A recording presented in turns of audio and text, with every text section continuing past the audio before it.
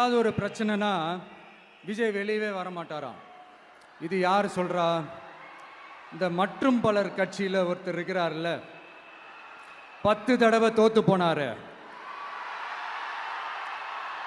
இன்னமும் திருந்தாத ஒருத்தர். அவரு சொல்றாரு, ஐயா அனுபவசாலி அவர்களே, உங்ககிட்ட ஒரே ஒரு கேள்வி ஒன்று கேட்குறேன்.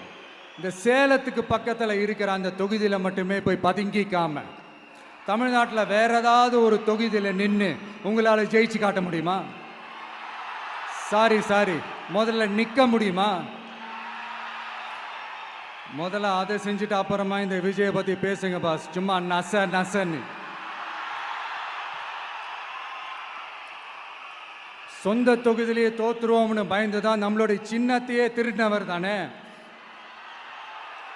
அதனால தான் நம்மளோட மன்றத்தில் பல வருஷமாக பயணிச்ச ஒரு சுயேட்சை வேட்பாளரோட சின்னத்தை நம்மளோட தான் அரவணைச்சி ஆதரிக்கிறோம். அதனால எடப்பாடி தொகுதி மக்களே, அந்த சுயேட்சை வேட்பாளரோட சின்னத்தில் அந்த டிவி சின்னம், அந்த டிவி சின்னத்தில் நீங்க ஓட்டு போடுறது நம்ம விசில் சின்னத்துக்கு நீங்க ஓட்டு போடுற மாதிரி. அதனால எடப்பாடி தொகுதி மக்களே, தயவு செஞ்சு அதை மறந்துடாதீங்க.